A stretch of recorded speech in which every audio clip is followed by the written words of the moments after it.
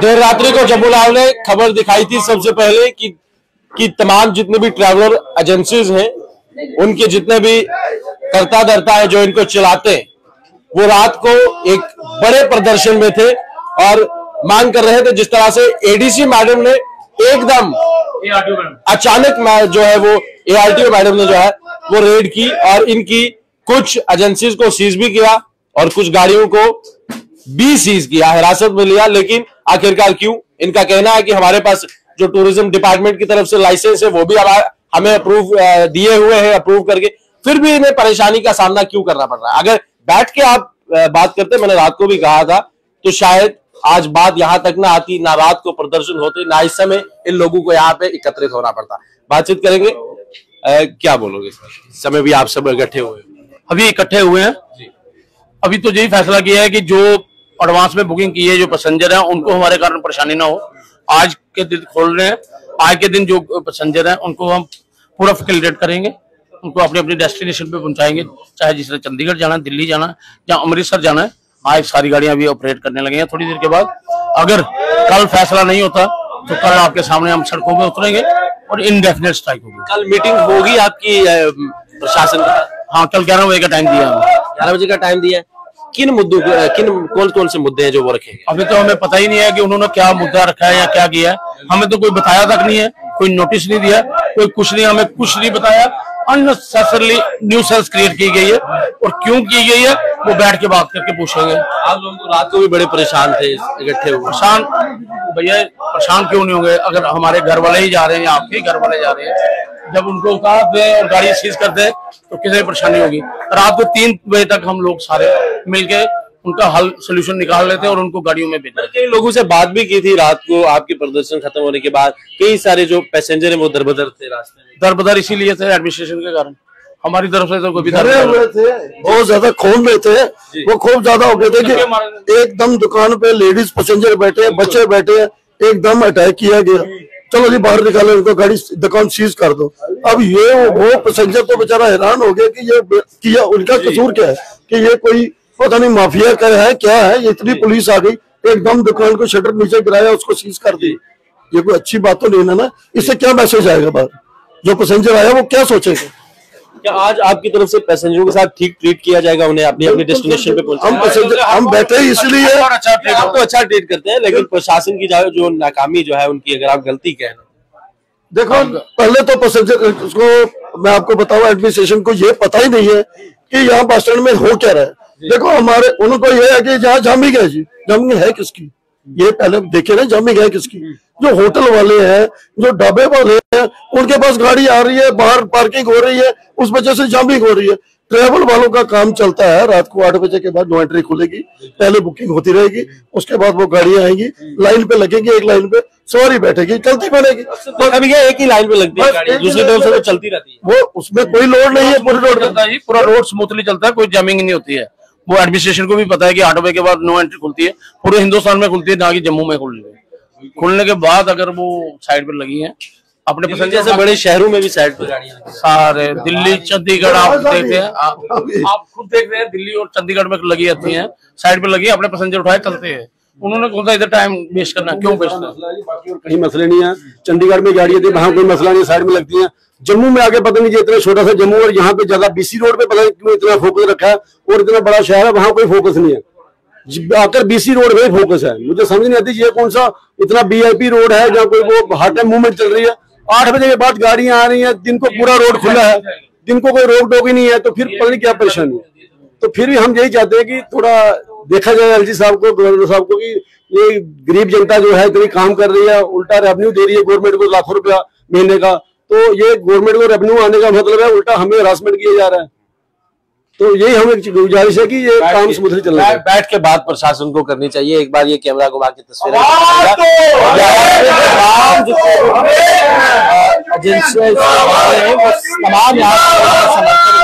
आप देखिए, क्या आप सभी इकट्ठे हैं समर्थन में? क्या बात है सर, हमारा रोज का चल रहा है यहाँ पे। क्या 5000 लोग यहाँ काम कर रहे हैं, 25,000 हमारे घर पल रहे हैं, तो क्या तो ऐसे कैसे होगा? 40 साल हो गए हम लोगों को यहाँ काम करते हुए, ये कोई तरीका नहीं है। हम कोई इलीगल काम नहीं कर रहे हैं, हम कोई चिट्टा या गांजा नहीं बेच रहे हैं। हमारे पास ट्रैवल के एजेंसी है, हमको ऑथोराइज किया हुआ उन्होंने, ठीक है। हमारी अगर बसें हैं तो उसके कागज हैं, हम उसका टैक्स भरते हैं, इंश्योरेंस देते हैं, कितना रेवेन्यू हम देते हैं, तो हम कहां से हो गए। आपकी लोग जो है एक कोने से दूसरे कोने तक लेके जाते हैं, सब लेके जाते हैं हम सब। जैसे ट्रेनें आजकल लेट हो रही हैं किसानों की वजह से, कोई कैंसिल हो रही है, तो हम ही उन लोगों को पहुंचा रहे हैं। जो वैष्णो देवी बेचारे दर्शन करने आए, कोई बीमार है, किसी को चंडीगढ़ इलाज करना, दिल्ली अभी एम्स तो यहाँ खुला नहीं, दिल्ली एम्स में जाना होता है, कैसे रात को भी इन्होंने ऐसे किया, ऐसे आए जैसे हम कोई, हाँ ऐसे करें, पर जहां पे चिट्टा बिक रहा है वहां जाए ना ऐसे, वहां से तो उनको टैक्स भी नहीं आ रहा गवर्नमेंट को, फिर उनको तंग भी नहीं करना। हम तो टैक्स दे रहे हैं, हमको किस लिए कर रहे हैं। अब कल 11 बजे हमको डीसी साहब ने बुलाया, अगर वो हमारी बात सुनते हैं ठीक है, नहीं तो कल बीसी रोड पे हम अपनी बस से टेढ़ी करके लगा देंगे। चक्का जाम रहेगा, कल रहेगा, बिल्कुल रहेगा चक्का जाम। अगर हमारी बात नहीं मानी जाएगी फिर तो मीटिंग के बाद चक्का जाम। हाँ, मीटिंग के बाद चक्का जाम। बात सुनी गई तो उनका स्वागत है, ठीक है।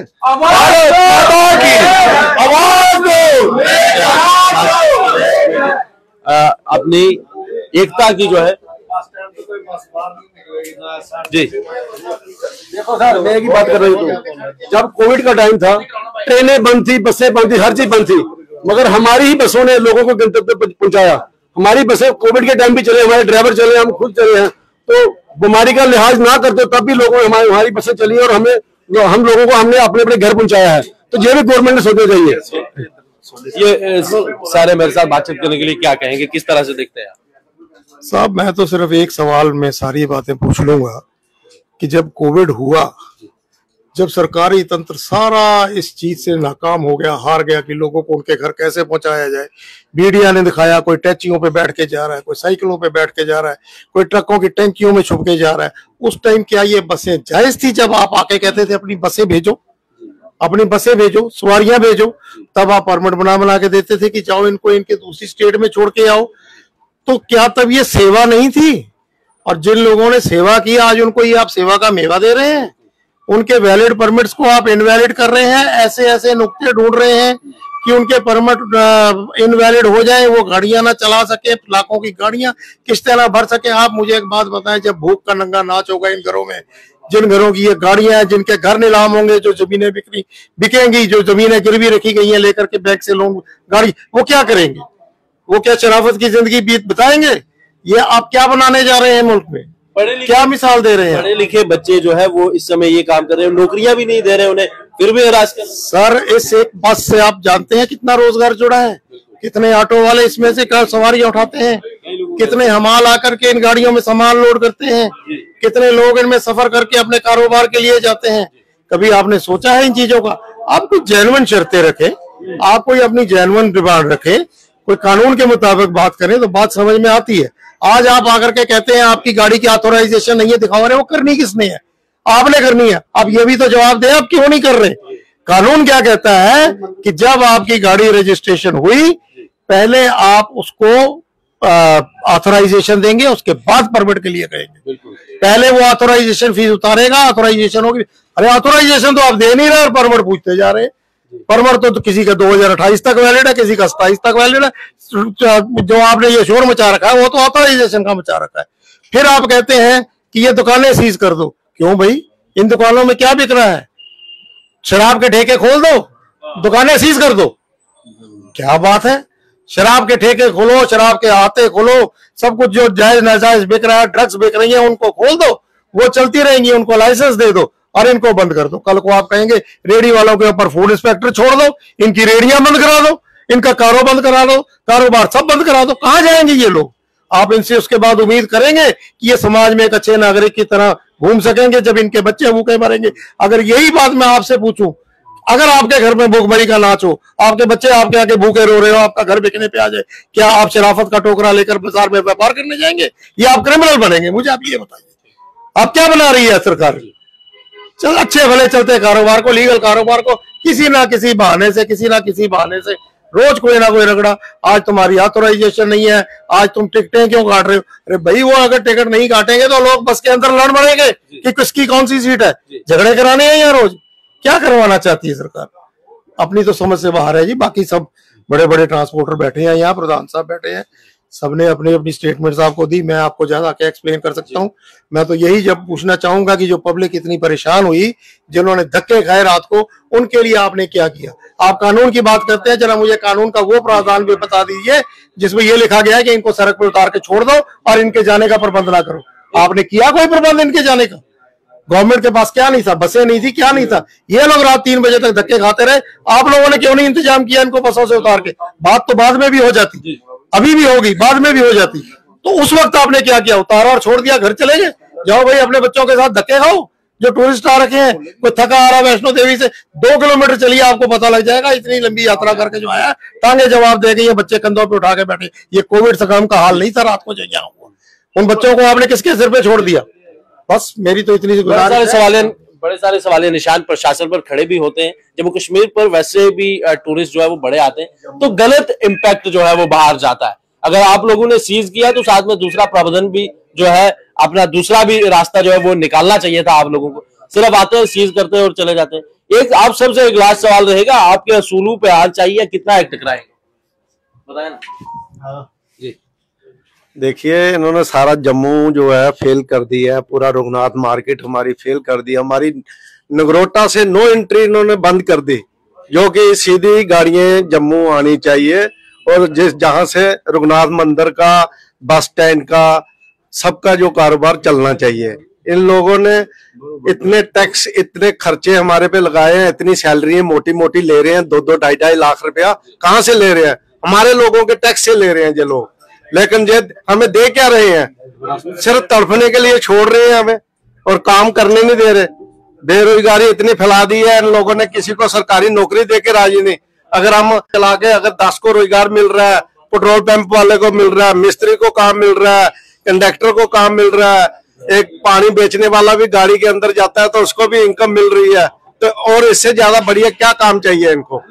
है इन्होंने पूरा हमें बेरोजगार करने का कोशिश और ये चला है। और जितने हमारे लोन किस्तें हैं, जो ये लोग जो है, हम बैंक का घर भर रहे हैं, हर चीज कर रहे हैं, लेकिन ये जो लोग हरासमेंट कर रहे हैं, हमारी स्मार्ट सिटी जो लेक बननी चाहिए उधर कोई ध्यान नहीं है। वहां पे इनको चाहिए कितने कमीशन कहाँ से लेनी है, उसके लिए जो जेन्युइन समझे जाते हैं। लेकिन अच्छा काम जो करके बिल्कुल, कितने पार्क, कितने हमारे जो है वो पेंडिंग पड़े हुए हैं, कोई डेवलपमेंट नहीं कर रहे हैं कि जम्मू में लेक बन जाए, कोई टूरिस्ट आए, देखे, 2 दिन स्टे करे। और होटल जो है, मैं टूरिज्म डिपार्टमेंट से भी पूछना चाहता हूँ, आपके पास कितना टूरिज्म जम्मू आ रहा है? हमें बताइए कितने होटल जम्मू के फुल जा रहे हैं? खाली पड़े हुए हैं सारे, कोई आता ही नहीं है जम्मू में। और ये हमारे को हरासमेंट कर रहे हैं, बस जम्मू के होटलों से टैक्स ले रहे हैं, हर जगह टैक्स ले रहे हैं, तो कैसे हम लोग पूरा करेंगे? ये कहीं से हमें रेवेन्यू, जो टूरिस्ट लाने वाले हम हैं।